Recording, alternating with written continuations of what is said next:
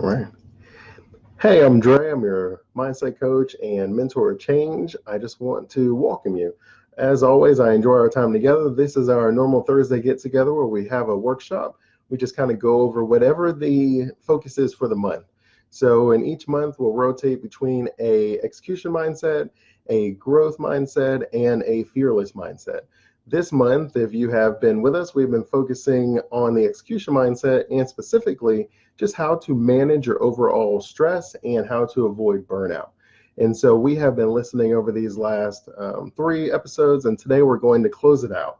If you've noticed, the first three, we talked a lot about external stresses, things that other people do to you, either their perceptions, their expectations, their demands. This could be from work, this could be friends and family. It really can be just any sort of a demand that you feel you are either inadequate at accomplishing, or you feel maybe the specs of what they want, like they want it done too quickly, it's unrealistic, whatever it is, where they are kind of bringing the stress on you.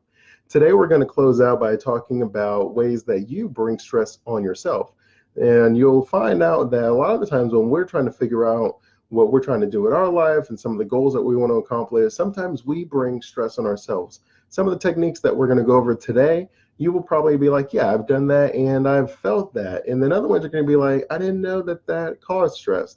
And either way, I hope that you enjoy yourself. So we have 7 techniques that we're going to focus on for you to make sure that you do not stress yourself out. Number 1 on our list, we have just unhealthy eating. And if you've been listening to some of the other ones, I've gone over, I've at least touched on it. The idea that what you eat, that you're fueling yourself, that this fuel is how you make decisions, and how you make decisions is probably going to play a direct role in just how you feel, right? If you have a goal to do a marathon and you're trying to train for it and you fall short of that, maybe you feel a little stress, a little anxiety because you're like, I don't think I'm getting as healthy as I need to. Maybe if you're doing decisions, right, where you're like, okay, I have super important decisions. They impact not just me, they impact the people I work with, they impact everybody in my family. So I have to make sure these decisions are the best decisions. And if you've ever taken like a test and you've been in school, they tell you make sure you eat a good breakfast because they want you to be fueled for the decisions of the test. Well, you're as an adult is the same way. If you are eating a pastry or a donut or just drinking some coffee with a bunch of sugar in it, don't be surprised that your decision-making processes are a little slow, if not hindered altogether, because you don't have the fuel that you need. And I want all of us to look at our bodies as if we were driving, insert your favorite car. I'm not even sure what mine is anymore. I used to want a Lamborghini because I had the Hot Wheels Lamborghini, and then I wanted an Aston Martin DB9 because I was playing Need for Speed in college and I thought that car looked amazing. But I'm not quite sure what I want anymore because the cars that I'm usually looking at have to fit all of my kids. So I don't have all the cool thoughts as I used to. But whatever your ideal car is, understand that it most likely won't be running on regular unleaded. That if you put regular in there, it's going to sputter. It may not even turn on. And you have to treat yourself the same way. That if you put in this low octane, this low energy, you're going to get out low octane and low energy. And if you're trying to push yourself, then you will sputter, you'll stall out because you don't have the energy within the foods that you're eating. So just make sure that you're eating the right foods, and that way you won't be stressed out whenever the demands of the day come, and you'll be well prepared for them. Number 2 is to create a to-do list. And I know that there are some people who love to-do lists, and I'm not one of them. I've never been a huge fan of them. But the science, I can't argue with it. So I've actually picked it up a little bit myself. Whenever you have a to-do list, it's very simple. This is an extension of your mind. So if you think about your mental energy, right, the idea that I can only make so many decisions in a day. So the way I like to think of it is I have 100 decisions I can make today. What do I want to spend my 100 decisions on? And when I go through my days, it helps me to be like, well, I don't want to waste one of my decisions on what I want to wear. So I'm just going to wear something that is maybe one of my like 3 shirts or something like that, right? And you see that like Steve Jobs and like Mark Zuckerberg and even President Obama, he says he has like 2 suits and he just changes the shirts around. And these things save your decisions. So if you only have like 100 decisions, then you're like, okay, I don't want to waste it on that. Well, then what do you want your decisions on? And you'll find that to save them, you want to automate some of your decision-making process. And one of the best ways to do that is to make a to-do list. It's why people who go grocery shopping, when they have a to-do list, they spend less and they get exactly what they want because they're not making a conscious decision on every single aisle. Do I want this? What's the ingredients in it? Is that okay? Is that too much? What is the sale? Will my kids eat this? Instead, if you have the list, you've already used up whatever the mental energy it took you to make the list, and now you can save the rest in the rest of your day. If you just go to a grocery store without a list, then you're going to be making a bunch of decisions. And you find that that's true in other aspects of your life. So I personally, I have like an open email. And what I'll do is I just write whatever thought I had, whatever question or something I wanted to look up, I just write it on the list. And then in my mind, in the way my mind reads that is, okay, I'm allowed to forget that because it's written down. I don't have to remind Dre later. I don't have to keep it on sort of a mental list I'm going to bring up every 5 minutes because that's one of my decisions being used every time. So if I think of it one time, I write it on the email. I go through the list every so often and I check a couple things off. And whatever I have at the end of the day, I just email to myself. And then I have basically this email that's like, hey, this is stuff that you didn't get to. And maybe one day a week, at the end of the week, I just go through that list. And if it's important, I action it. And if it's not, I delete it. And that way I'm able to free my mind of all of this decision making that is within any of your days. Because my wife loves telling the story of her like just getting up and she was like, I'm going to go get this one item from the filing cabinet. And then on her way to the cabinet, like 3 or 4 people ask her for stuff. They ask her questions and then they kind of make her think of it. And each time she leaves the one person, she then has to remember what she was going to get. And so what she does now is she has a sticky note and she just writes on the sticky note what she got up for. And then every time she's done talking to someone who distracts her, she just looks at the list. And now she's saving those decisions that each of us would use because we didn't write it down, but she doesn't have to worry about it. And so it's just something that you can do in multiple areas of your life, and it's going to help you to limit so you can save those 100 decisions that you have a day. And granted, it is just an example. You probably have more, maybe less than 100. It's just the idea that look at your decisions the way that they are, an exhaustible resource. If you waste them, they're going to be gone. And studies show that you progressively make worse decisions the more you make in a day. And that's actually personally one of the reasons that I think you see a lot of those actors where they make really bad decisions, because when they're in character, they're making tons of decisions within that character. They're pretending to do all of these roles and they're thinking like, how should I react? Should I overreact? Should I underreact? Should I be emotional or angry? And I think that it drains their decisions, and then they make bad decisions at the end of their days and into their evenings. So it's a true statement for all of us. So it's just something that you want to be aware of. Number 3 is you want to limit your interaction with social media. And when I say that, what I mean is if you scroll like Facebook feeds a lot, then you're probably going to see a lot of people who are stressing about perception, where they want to make sure they are showing off the best aspects of themselves. Their home, the pictures in the cleanest corner, their kids, it's when everybody's just right, and themselves, they have probably like 5 filters that they've taken and maybe like 30 pictures. And what you end up doing subconsciously is you start comparing yourself to that. You're like, oh my goodness, their house is so clean. I wish my house was that clean. Oh my goodness, their kids, they're so well behaved. I wish I can get mine to sit for one picture. But we don't understand that these people are putting a lot of work to create this image of themselves, which is stressing them on one end, and then it's stressing you on the other end because you're comparing yourself to this, and then you feel the same need to present this perfect life.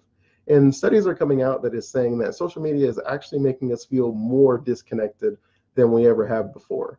And it's because they're, for lack of a better word, they're superficial relationships, right? We accept friends with strangers on Facebook because they have like 3 or 4 people in common or something that Facebook says would make them a friend that we would like, that we wouldn't be so frivolous in real life. Like it would take a lot more than someone just knowing 3 or 4 of my friends' name for me to be like, okay, let's go hang out. But because we don't take Facebook and other social media that seriously, we don't have a genuine relationship. So we have these misconceptions that we see online. And if you just had some real world experiences, you would understand very easily that we're all messed up, that we're all trying really hard, and that most people are just trying to do what is best in their perception, that nobody wakes up trying to ruin someone else's day.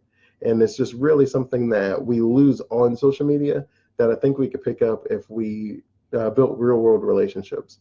And just as a caveat, I do know that some people, right, those interactions in the real world are more stressful for different reasons, right? On Facebook, you could just leave it. On social media, you could just turn it off or unblock someone or unfriend someone.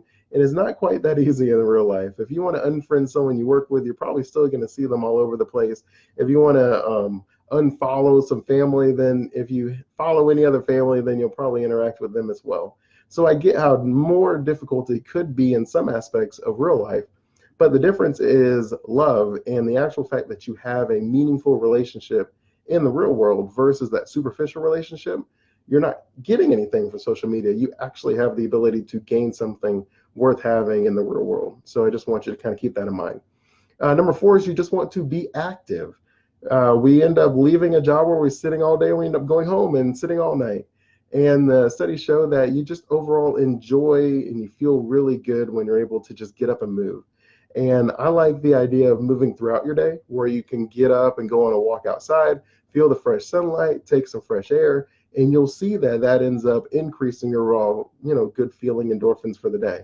And it's true because if you think about it, and we've all know someone who's addicted to exercise, someone who genuinely spends a ton of time working out where it seems like if they skip the day, they would get sick. And because exercise is the same addiction as like eating sugars and other foods, except it's one of those that can be good for you. Obviously, anything in the wrong proportion is going to creep into bad for you. But the idea is if you are able to do some exercise, you will start feeling good for multiple reasons. One, you're going to be healthier, you're going to breathe better. 2, it just releases those good feeling endorphins, so you just feel better about your overall self. And 3, just kind of getting out the house in perspective, I guarantee you, you're going to probably meet a couple people and you're going to build some other relationships. I've always enjoyed just making small changes. Like if you're worried that, oh, he wants me to run a marathon, well, no. I know when I was working in corporate, one of the things that I like to do is I was working on the 6th floor. So anytime I had to go to the bathroom, I would walk to the 1st floor bathroom. So I would walk to the stairs, I'd walk down the stairs, go to the bathroom, and then I'd walk back up the stairs and I'd go back to my desk. And it really took like 5 minutes. I mean, if you really think about it, it doesn't take more than a minute to do a flight of stairs. So it's like a 5-minute walk. I'm downstairs, and then I have the option now to go outside and get fresh air or to go back to my desk. But that option is there because now I'm on the 1st floor. If I only stayed on the 6th, realistically, I would never consider just going outside. But because I'm on the 1st floor, I can see it. I'll just walk outside. I'll walk around the building. I'll come in through the back entrance, and then I'll go back up the stairs and go to my desk. And it's no longer than someone who takes like a 10 or 15-minute smoke break. It's no longer, except I feel a lot better. And then you sit back down and you just feel really good. Number 5, you just want to get a good night's sleep.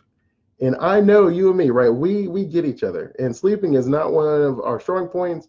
We have tons of stuff that we have to do. There's tons of distractions during the day. And it seems at night when everybody else goes to sleep that is the ideal time to get stuff done. But with that said, I know that it is not the best decision as far as health-wise.